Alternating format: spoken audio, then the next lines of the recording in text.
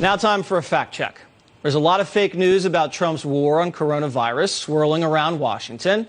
I'm not going to explain it all in detail. We just don't have the time. I'll just tell it to you straight up so we can move on. Number one, the Trump administration did not cut funding for the CDC. In fact, funding for the CDC went up every single year he's been in office. Number two, Trump did not get rid of the pandemic unit at the National Security Council.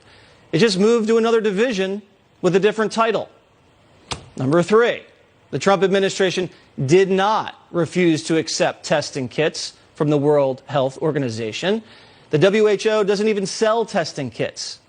We built our own test kits like every other country. The test kits did get slowed down, though, and that's being fixed.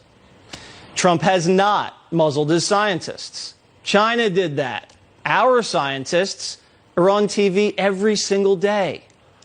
Number five, Trump did not tell governors, you're on your own with having to buy ventilators.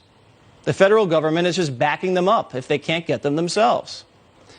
Trump did not call coronavirus a hoax. He called the left's attempt to weaponize the virus against him a hoax. The American people do approve of the way the president is handling the coronavirus. ABC News poll shows 55% approve, and a Harris poll shows 56% approve. That's a majority of the country. And finally, the president said Google was working with him to create a virus testing website for all Americans. But the press said Google had no plans to do this. That was fake news, and the president rightly called them out.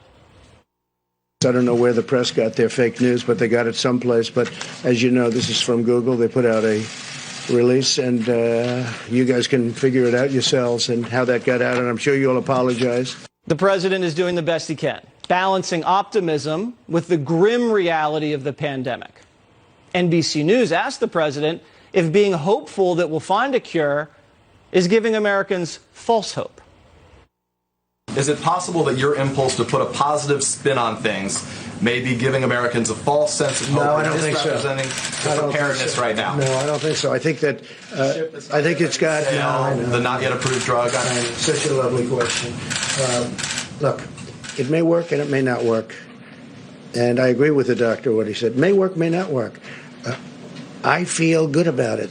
That's all it is, just a feeling. I'm a smart guy. I feel good about it, and we're going to see. You're going to see soon enough. And I'm not being overly optimistic or pessimistic. I sure as hell think we ought to give it a try. I mean, there's been some interesting things happened, and some good, very good things. Let's see what happens. We have nothing to lose. You know the expression? What the hell do you have to lose? What do you say the Americans who are scared, though? I guess nearly 200 dead, 14,000 who are sick, millions, as you witnessed, who are scared right now. What do you say to Americans who are watching you right now who are scared? I say that you're a terrible reporter. That's what I say. Go ahead. I think it's a very nasty question, and I think it's a very bad signal that you're putting out to the American people. The American people are looking for answers, and they're looking for hope. And you're doing sensationalism, and the same with NBC and Comcast. So I don't call it Comcast. I call it Concast. Let me just for whom you work. Let me just tell you something. That's really bad reporting. And you ought to get back to reporting instead of sensationalism. Let's see if it works. It might and it might not. I happen to feel good about it, but who knows? I've been right a lot. Let's see what happens.